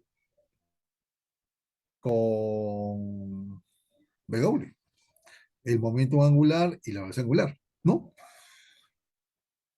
Y en tu física uno esos dos vectores, L y omega, eran lineales para ciertas direcciones, ¿no? ¿Te acuerdas? El momento de inercia era una constante. Allá L igual a I por omega, donde I, momento de inercia, es una constante, pero para ciertas direcciones. En general, la ecuación era tensorial, ¿no? Espero que lo hayas visto, que el profe lo haya comentado, ¿no? En la clase. Entonces, L igual, tensor momento de inercia por omega. Esa es la expresión general. ¿De acuerdo? Acá ocurre algo parecido, ¿no? Acá esa dirección especial dada por los ejes principales de inercia, en el caso de física uno mecánica, acá corresponde a los LIH, ¿no? Hay a los LIH, esos materiales muy especiales donde se cumplen estas tres condiciones. El P y el E se vinculan linealmente, porque esto es una constante, ¿no? Pero, también como habrás escuchado en física uno para L y omega, incluso esa relación tensorial guarda obviamente el mismo mensaje que la ecuación lineal, solo que es un poco más complicada en el contexto matemático, ¿no? Hay que meterse mucho más, hay que ser mucho más acucioso para analizar las expresiones matemáticas, que tú recordarás, ¿no? La I con integrales, ¿no? En, en los planos o en los ejes, ¿no?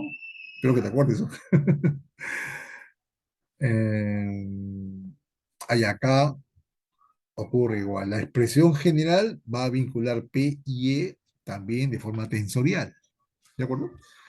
Aquí habrá un tensor que conecte en general a estos dos vectores, ¿no? Pero esta expresión se simplifica cuando estoy con estos materiales, ¿no? Hace más sencilla la descripción. ¿De acuerdo? Como ya empiezas a ver a continuación, ¿no? Si esto es así, en esta expresión, tú cambias el P por esto, factorizas el E, y es este coeficiente el que se define como el épsilon, ¿no? La permitividad eléctrica del medio. ¿De acuerdo? Y llegas a una expresión que rápidamente se puede usar para efectos de o transformar la forma diferencial, ¿no? Cambiando ese D por epsilon E, ¿no? O de frente su forma integral, ¿no? Ya eso depende cómo se quiera hacer, se tendría este caso, ¿no? Entonces, la forma diferencial puede cambiar fácilmente, ¿no? Diferencial de E igual a la densidad volumétrica de la libre entre epsilon, ¿no? O llegar a su forma integral de esta manera, ¿no? El flujo del campo E para materiales eléctricos tipo LIH se puede escribir así, ¿no? De una forma en donde se observan dos variantes con respecto a lo que ya vimos, ¿no? Acá estaba la carga neta encerrada, ¿no? Que era fundamentalmente carga libre, ¿no? ¿No? ¿Te acuerdas? Pero era la carga neta encerrada, ¿no? Acá es la carga libre, la que tú has puesto ahí, ¿no? La carga libre encerrada, ¿no? Entre ya no epsilon sub cero, sino epsilon, la permitividad eléctrica del medio dieléctrico, ¿no? ¿De acuerdo? Muy bien. Entonces, ¿cómo se escribe la ley de Gauss para el caso de dieléctricos? Se escribe así, en su forma diferencial, o se escribe así en su forma integral, ¿no? Algunas observaciones. También es frecuente definir una constante K llamada constante dieléctrica, refiriendo el comportamiento del medio dieléctrico respecto al vacío, ¿no? O sea, ya, epsilon entre epsilon sub cero, lo que nos conduce a que esta constante eléctrica, definida así, sea uno más chi, ¿no? Recuerda que chi o chi es la susceptibilidad eléctrica. Y uno se pregunta, ¿no? ¿Y cómo así puedo entender esto de que ya pasamos a una parte fenomenológica, ¿no? ¿Cómo puedo entender que si yo coloco un dieléctrico, ¿no? Un medio que se polariza favorablemente, esta polarización favorable está vinculada a esta expresión, ¿ya? En el contexto de que yo puedo variar la capacidad eléctrica, puedo aumentarla, y por ende puedo aumentar, puedo incrementar la energía que almaceno en el sistema. ¿Cómo? ¿Cómo es eso? ¿No? Aquí se puede entender en cierto modo fenomenológico. Tienes un medio dieléctrico, obviamente por esta constante eléctrica, ¿de acuerdo? Y tú colocas una carga libre ahí, ¿no? Q, ¿de acuerdo? En el medio, en el seno de este medio. ¿De acuerdo? Como sabrás, se ha de polarizar, ¿no? Se va a producir un desplazamiento de carga negativa en torno a esta positiva, supongamos que sea positiva, ¿no? ¿De acuerdo? Tal que se analiza el sistema y qué está ocurriendo. Allá aplicamos Gauss, ¿no? Aplicamos Gauss, como ya sabemos, ¿no? Esta gaussiana, ¿no? El flujo, el campo eléctrico a través de esta gaussiana será igual a la carga libre encerrada, ¿no? Que es Q, ¿no? La que ya se dijo que se ha puesto ahí, ¿no? Q. Y se cambia la permitividad eléctrica del medio por su equivalente, ¿no? Haya constante eléctrica por epsilon sub cero. ¿De acuerdo? Listo. Y hacemos un acomodo aquí ahora. Lo acomodamos, ¿no? Para poderlo leer. ¿De acuerdo? Allá, este sistema entonces, que está descrito por esta gaussiana, por esta ley de Gauss para estos medios, es equivalente a esta otra. Pero esta otra, ¿cómo se lee? A esta otra se lee como que estamos en el vacío, K1, ¿no? Y la carga en cuestión es una carga inferior, es una késima, ¿no? Es una késima de Q, de la Q que había al inicio, ¿no? ¿No? De esta.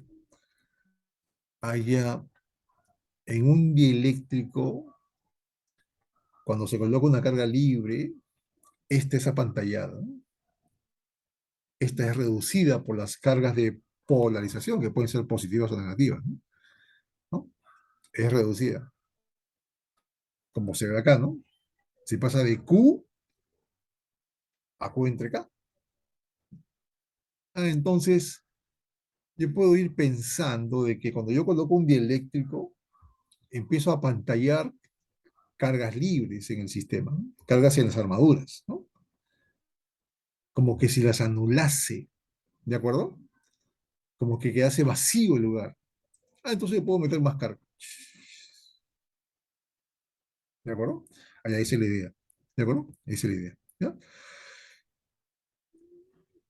Entonces, también podría redefinir la energía en el condensador, haciendo uso del criterio de esta capacidad de incrementar la energía en base a la capacitancia.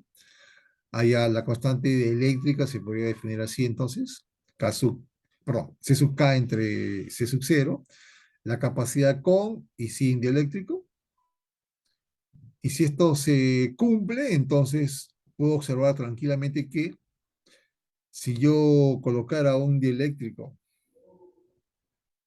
a un condensador y ahora lo conecto a una diferencia de potencial, voy a ver que la energía de este sistema con dieléctrico, la energía con dieléctrico K, se ha de incrementar K veces la energía sin dieléctrico, ¿no? O el vacío, como también se entiende, ahí está, es sub cero, ¿no? Ya veo que entonces yo puedo ir metiendo más energía en el sistema, merced o gracias a el concurso o participación del dieléctrico. ¿Estamos?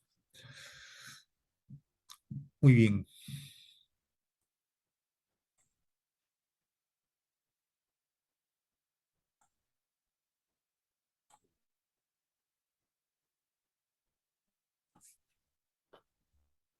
En el punto 3, ¿no? Vemos que la energía almacenada ahora se puede evaluar en términos del campo eléctrico. Y lo que se hace primero es definir una densidad volumétrica de energía, partiendo de este ejemplo que es muy sencillo. Un condensador, ¿no? Se energiza y en base a él se define una densidad volumétrica de carga, ¿no? La energía en el condensador se arregla reemplazando la C de este sistema, Epsilon 0A entre D, reemplazando delta de B por ED y acomodando los factores para que aparezca el volumen donde supuestamente está todo el campo, ¿no? Que es este de acá. Y ya uno define, basado en esto, define una densidad volumétrica de energía en el condensador. ¿De acuerdo? De la forma un medio, Epsilon sub 0, E al cuadrado, puesto que estamos en el vacío. Si no se dice nada si está en el vacío. ¿De acuerdo? Entonces, partiendo de esta idea, se puede extender el concepto a ahora la energía almacenada en el sistema, pero vista mediante el campo eléctrico, ¿no? Como lo dice en gran medida esta ecuación, ¿no? Entonces, se podría definir esa energía, ¿no? Eléctrica contenida en el campo eléctrico del sistema, haciendo uso de esta integral en forma general, donde este D es el vector de desplazamiento eléctrico, que se transforma de manera conveniente, como ya sabemos, para los casos L y H, donde el vector D se puede escribir, ¿no? Como ya se observó, como epsilon veces E, ¿no? Y si así lo hacemos, aparece esta conveniente expresión para hallar la energía ahora, la energía electrostática ahora en el sistema, ¿no? Pero mediante el campo eléctrico. Esto va a demandar que si yo quisiera hallar esa energía electrostática en el sistema, tendría que conocer el campo eléctrico. ¿De acuerdo? ¿Ya? Es una forma interesante de ahora también hacer el mismo cálculo, pero usando directamente el campo eléctrico, ¿no? Bien, veamos algunas aplicaciones. En esta semana 3 problema 34 dice, se tiene una línea de carga de densidad lambda sumergida en un medio dieléctrico de constante epsilon. Determine los vectores E, D y P, ¿no? Allá tenemos a esta línea de carga ahora en una región, en un medio dieléctrico. Siempre se asumirá que será L y H, ¿no? Esta lambda está sumergida en ese medio de constante epsilon. ¿De acuerdo? Allá uno visualiza las líneas de campo, ¿de acuerdo? Piensa en una gaussiana adecuada y procede a hacer el cálculo, ¿de acuerdo? Aplica la ley de Gauss para medios dieléctricos, obtiene esta disposición, se supone que el campo E solo está en la parte casquete cilíndrico, se extrae al campo E y nos queda, ¿no? Nos queda que ese campo E a una distancia R, recuerda que esta integral te va a llevar a la parte casquete cilíndrico de la gaussiana, ¿no? Haya 2πr por la altura h, ¿no? Y esta carga libre encerrada será pues lambda h. Ahí se va la altura h de este cilindro. Y nos queda así, ¿no? El campo eléctrico sería así para hallar lo que te están pidiendo.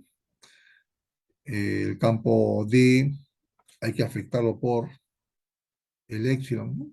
Porque ¿no? D es epsilon E. Y de ahí sale, ¿no? Se reemplaza y se tiene el campo D. Y para el campo P, ya que es un L y H, hay que usar P igual a epsilon 0, chi, ¿no? Chi por el campo E, pero esa chi hay que cambiarla en base a epsilon, puesto que chi no es dato, el dato es epsilon. Así que se cambia esa chi de manera conveniente. Recuerda que esa chi, ¿no? Se obtiene la definición, ¿no?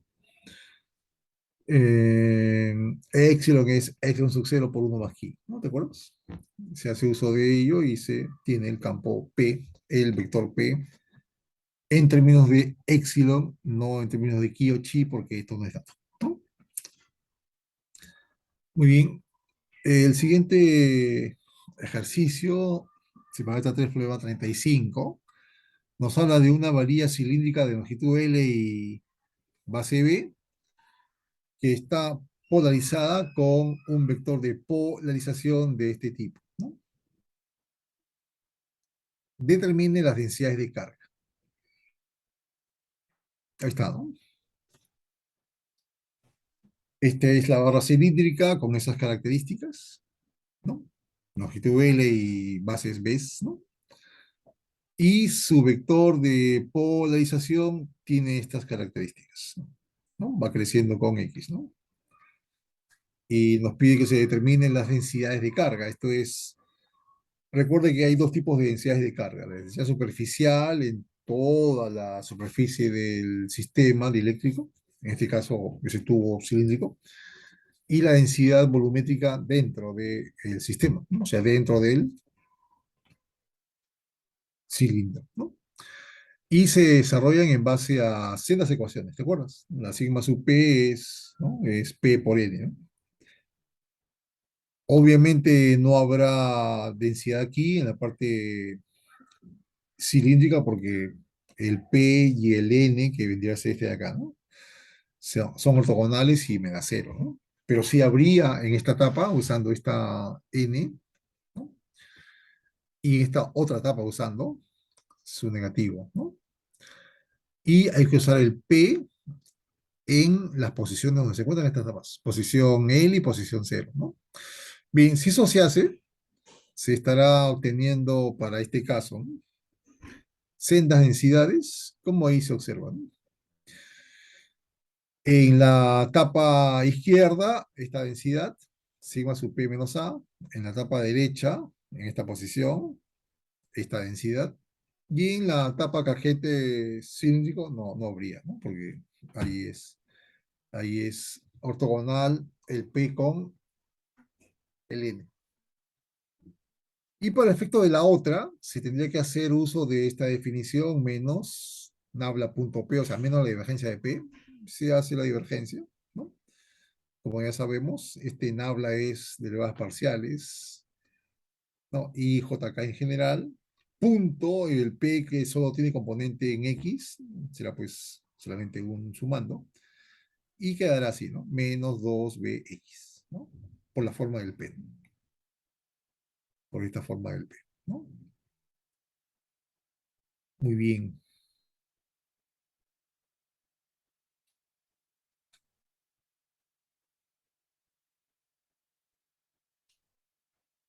Acá hay un ejercicio que te estoy proponiendo para efectos de Esto ya se ha hecho dos veces, pero ahora se te pide lo mismo, hallar la energía potencial electrostática almacenada en el sistema cuando ahora se ha de hacer el cálculo usando el campo. ¿De acuerdo? Lo que tú vas a hacer es hallar el campo en todo el espacio, usando obviamente Gauss, porque esta distribución es de alta simetría, es un error constante. Y una vez que tienes el campo en todos lados, básicamente dentro y fuera de la esfera, de la RO, ¿no? Hallas, calculas esta energía que ya conoces, ¿no? Que ya hemos calculado previamente, ¿no? Que ya sabemos. Lo hicimos con dos formas diferentes, ¿no? Bien, está propuesto. Si lo haces, lo puedes poner en tu carpeta del PI, ¿no?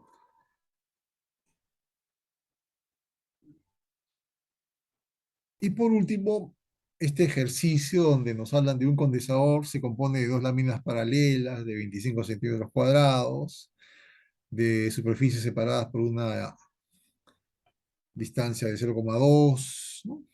centímetros. La sustancia interpuesta entre ellas tiene una constante K de 5. Las láminas del condensador están conectadas a una batería de 300, ¿no? Se pide calcular cuál es la capacidad del condensador y la carga sobre cada lámina, ¿no? La energía del condensador cargado, cuál es la polarización en el dieléctrico y el desplazamiento de en el mismo, ¿no? Toda una serie de cantidades que ya hemos visto, ¿no? La capacidad de este condensador se halla muy fácilmente, ¿no? El área y la separación, ¿no? La constante 0,0, ¿no? La carga se halla con esta delta de B, ¿no? Se despeja la carga Q y se tiene, ¿no? La energía del condensador se puede hacer uso de cualquier, cualquier expresión que se tenga, ¿no? Puede ser un medio de C delta de B cuadrado, ¿no? La polarización en el eléctrico, para esto, ¿qué se requiere? Se requiere el campo. Siempre se asume que es un LIH, ¿no? ¿No? Siempre. Así que se podrá ir por ahí para efectos de hallar esa polarización. Recuerda que se usa el aquí, pero el aquí puede salir el electrón, que está acá, ¿no? Metido acá, en la constante eléctrica, ¿no? Y su densidad de energía, ya sabes cómo se hace eso, ¿no? Un medio de epsilon cero e al cuadrado. Se calcula el campo y se eleva al cuadrado, epsilon cero un medio, ¿no? La densidad de energía. Y se repite todo para, en la parte G, encuentre todas las preguntas anteriores para el caso de un condensador esférico. La misma cuestión, pero aplicada ahora a este condensador. Bien, ahí está indicado todo el desarrollo en cuanto a lo que se ha mencionado. ¿De acuerdo? Hay que revisarlo, puesto que es parte del trabajo. Muy bien, con esto cerramos este capítulo 5. El día de mañana estaremos desarrollando la parte 6. Revisa este material, ¿de acuerdo? Para que todo esté ok. Y si tienes preguntas, espero que las formules, ya sea en forma directa o a través del correo, ¿de acuerdo? Como siempre, es un placer hacer física con ustedes. Nos vemos la siguiente sesión. Cuídense y como siempre, gracias.